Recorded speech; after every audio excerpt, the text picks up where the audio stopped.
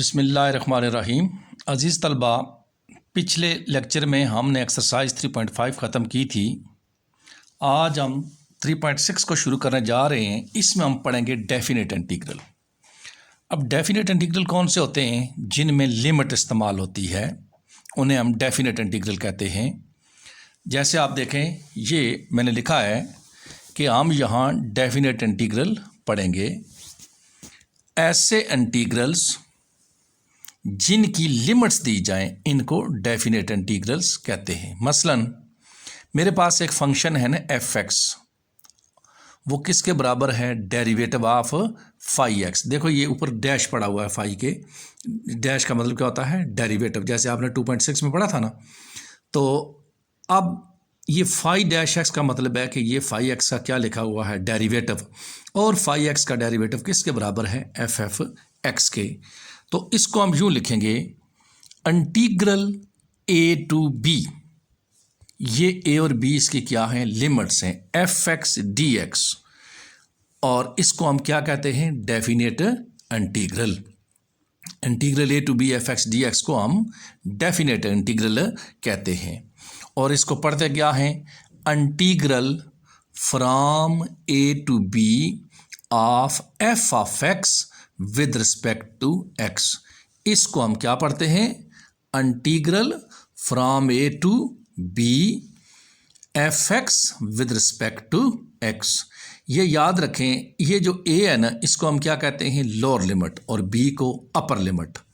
और इस केस में ए छोटी लिमिट होती है और बी जो है वो बड़ी होती है। अब इसी के लिए हमने ये आगे लिखा भी है, यहाँ ए को इंटीग्रल की लोअर लिमिट और बी को अपर लिमिट कहते हैं। लिमिट वाले इंटीग्रल को भी हम आम इंटीग्रल की तरह ही सॉल्व करते हैं। ये बात याद रखें, यहाँ इंटीग्रल में कोई नई बात नहीं हम पढ़ रहे, कोई नया फार्मूला नहीं पढ़ रहे, ये आम इंटीग्रल की तरह ही सॉल्व होगा। तो इसमें फिर फ़र्क क्या होगा कि जो आपका इंटीग्रल का जवाब आएगा ना, उसमें हम ये लिमिट्स दर्ज करेंगे। और यही बात मैंने यहाँ लिख दी है कि लिमिट वाले इंटीग्रल को भी हम आम इंटीग्रल की तरह ही सॉल्व करते हैं। सिर्फ फ़र्क ये है कि इंटीग्रल का जो जवाब आता है ना, उसमें पहले अपर लिमिट और फिर मनफी इलामत लेकर, माइनस की इलामत लेकर उसी जवाब में लोअर लिमिट को दर्ज करते हैं। मसलन आप एग्जांपल देखें, मैंने ये लिखा है कि for example F of X, ये फंक्शन किसके बराबर है? Phi dash X. Phi dash X का मतलब है डेरिवेटिव ऑफ फाई एक्स। तो जब आप इस एफ एक्स का इंटीग्रल लेंगे, integral from A to B F X D X, तो एफ एक्स की वैल्यू पुट करेंगे ना, फाई डैश एक्स। डैश का मतलब क्या? डेरिवेटिव। तो देखें, ये इंटीग्रल और ये डेरिवेटिव आपस में ख़त्म, तो फिर सिर्फ क्या बच जाएगा? Phi X. अब जो हमने लिमिट्स इंटीग्रल के ऊपर लिखी हुई थी, वो लिमिट्स हम आगे इस तरह एक लाइन डाल के या ब्रैकेट डाल के, मसलन आप इसको इस तरह भी कर सकते हैं कि ये लिखा ना फाई एक्स जवाब, तो इस तरह ब्रैकेट डाल के ना यहाँ आप लिमिट लिख सकते हैं। लेकिन अच्छा तरीका ये है कि आप सीधी सी लाइन डालें, उसके यहाँ लिमिट्स लिख दें। अब देखें, ये जवाब आया है, तो इस जवाब में पहले कौन सी लिमिट पुट करेंगे? अपर। तो एक्स की जगह लिमिट जाएगी, वेरिएबल की जगह, तो ये लिखा जाएगा फाई बी। जैसे मैंने ये लिखा था ना कि जो जवाब आता है उसमें पहले अपर लिमिट और फिर मनफी माइनस की अलामत लेकर उसी जवाब में लोअर लिमिट को दर्ज करते हैं। तो यही मैंने काम किया यहाँ कि ये मेरे पास फाई एक्स जो जवाब आया था इस इंटीग्रल का, और ये कैसे फाई एक्स जवाब आया था कि एफ एक्स की वैल्यू थी फाई डैश एक्स, यानी डेरिवेटिव ऑफ फाई एक्स। तो इंटीग्रल और डेरिवेटिव ख़त्म हो गए, तो ये हमारे पास फाई एक्स जवाब आया। अब इसमें एक्स में पहले अपर लिमिट पुट करेंगे, तो फाई भी, फिर ये मनफी की लामत लेकर लोअर लिमिट फाई ए।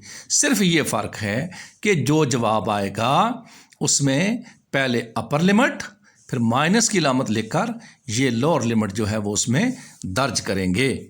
अगर किसी, अब इसमें कुछ और शराइत भी देखें, अगर किसी इंटीग्रल में हम अपर लिमिट और लोअर लिमिट की जगह आपस में बदल दें, तो फिर ऐसा इस सूरत में क्या होगा? यानी आप अपर लिमिट को लोअर बना दें, लोअर को अपर बना दें, तो ऐसी सूरत में इंटीग्रल अपना साइन अलामत बदल देता है। ये एग्जांपल देखें, मेरे पास लिखा हुआ है integral from A to B F X D X. Lower A ए लिमिट है और बी अपर लिमिट है। मैंने क्या किया, इस लोअर को अपर लिमिट बना दिया और इस अपर लिमिट को लोअर। तो पहले इंटीग्रल क्या था, पॉजिटिव, अब क्या हो गया है, नेगेटिव। अगर आप इधर से इधर जाएं, देखें ये था integral from B to A F X D X. B lower limit है, यहाँ मैंने इधर आके क्या बना दी, अपर। ए अपर लिमिट है, इधर आके क्या बना दी, लोअर। तो ये इंटीग्रल पहले क्या था, नेगेटिव, इधर आके पॉजिटिव हो गया। तो यही बात आपने याद रखनी है कि अगर आप इंटीग्रल में या ऑब्जेक्टिव वगैरह में इस तरह के क्वेश्चन होते हैं, अपर और लोअर लिमिट्स को जगह बदल दें आपस में उनकी, तो फिर इंटीग्रल अपना साइन बदल देगा। अगर वो नेगेटिव है तो पॉजिटिव हो जाएगा और पॉजिटिव है तो नेगेटिव हो जाएगा। दूसरी इसकी बात ये देखें कि जो लिमिट होती है ना इंटीग्रल की, हम अपनी ज़रूरत के मुताबिक उस इंटीग्रल को, जो लिमिट है ना, उनको 2, 3, 4 इंटीग्रल के सम में बदल सकते हैं। यही बात हमने लिख दिया यहाँ। हम किसी भी लिमिट वाले इंटीग्रल में इंटीग्रल की लिमिट्स को एक से ज़्यादा इंटीग्रल के सम में बदल देते हैं। जैसे देखो ये एग्जाम्पल क्या है जी, लिखा ना, फॉर एग्जाम्पल इंटीग्रल की लिमिट है from 2 to 5 F X D X. तो हम इसको लिख सकते हैं integral from 2 to 3 F X D x plus integral from 3 to 4 F X D x plus integral from 4 to 5 F X D x. जैसे हो ना कि ये हमने चलना है जी स्टेप नंबर 2 से लेकर स्टेप नंबर 5 तक, तो हम क्या करेंगे, पहले 2 से 3 जाएंगे, 3 से 4 जाएंगे, 4 से 5 जाएंगे। तो ये उसी तरह है। अब सवाल ये पैदा होता है जी कितने सम में बदलेंगे। ये हम किसी क्वेश्चन में अगर ज़रूरत पड़ी ना तो उसके तहत हम बदल दिया करेंगे। ज़रूरी नहीं कि आप 2 से 3, 3 से 4, 4 से 5 जाएं।